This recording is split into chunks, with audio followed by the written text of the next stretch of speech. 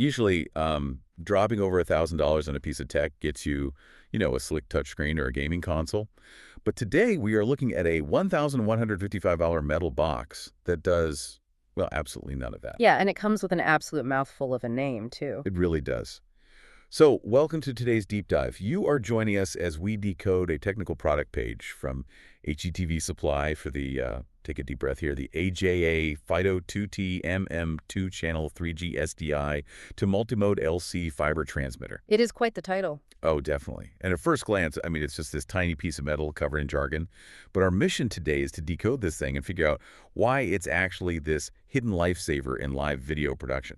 Before we even get into what it does, though, what actually are 3G-SDI and LC fiber? Well, think of 3G-SDI as like the heavy-duty copper cable standard used to push high-def video around a production set. Okay. And LC fiber refers to the specific tiny connector used to plug in the fiber optic cable. So the name is telling you exactly what this box does. Right. It takes video from standard copper wires and just shoots it out over glass fiber. Exactly. But why do we even need to do that? I mean, if the copper already works, why add a $1,000 middleman?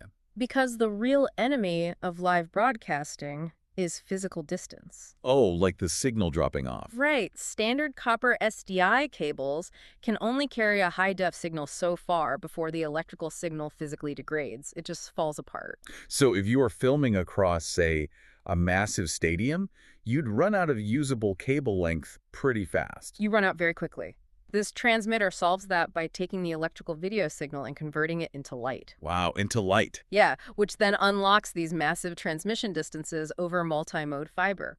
We are talking up to 700 meters on OM4 fiber and about 300 meters on OM3. Wait, let me just pause you right there. What exactly are OM3 and OM4? Are those just like different thicknesses of glass or something? They're essentially different grades of multi-mode optical cable. Multi-mode just means the core is wide enough to let light bounce around in multiple paths, or, well, modes.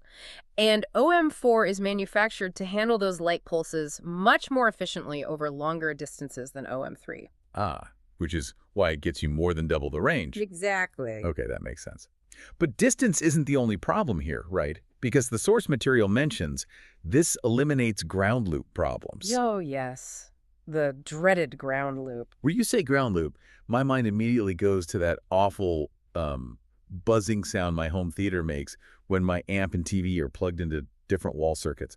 Is it the same mechanism? It is the exact same mechanism, just on a much more disastrous scale. Oh, really? How bad does it get? Well, a ground loop happens when two pieces of equipment, say a camera on the field and a production truck in the parking lot, are pulling power from different grids. Right, so they have slightly different electrical potential. Yes. That voltage difference desperately seeks a path to equalize, and it usually travels right through the copper video cable connecting them. Which I imagine just destroys the signal. It completely rips through the live audio and video feeds. So by switching over to fiber optics, you basically just break the circuit entirely. Precisely. Because fiber uses light instead of electricity to send the data, there is literally zero electrical connection between point A and point B. It's almost like having a translator who takes this chaotic, yelling crowd of electricity, absorbs the message, and just turns it into a perfectly silent, targeted beam of light. I love that analogy. Yeah, the electrical interference simply cannot cross that gap. Okay, so using light fixes the distance limits and acts as a firewall against electrical hums. But fiber optic lasers sound, I don't know, delicate. You would think so, yeah. And broadcast trucks are cramped and sweltering. I'm looking at the physical specs right now, and frankly, I'm just a bit confused. How so? Well, it's the size of a smartphone. It's just 4.6 inches wide and weighs half a pound.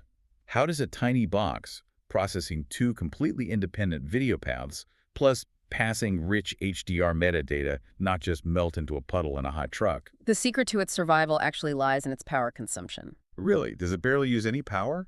Yeah, the spec sheet shows it uses an incredibly low 3 watts of power.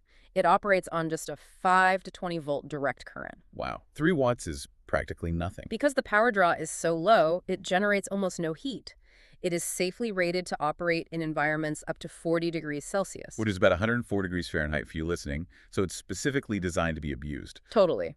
That low-profile enclosure is purpose-built so a crew can literally squeeze it behind racks of servers, wedge it into a poorly ventilated broadcast truck, or even strap it directly onto the side of a camera out in the summer heat. So for you listening, what this really boils down to is that this tiny, expensive box is the ultimate silent translator. That's a great way to put it. It takes vulnerable, fragile electrical signals and turns them into pristine, interference-proof light.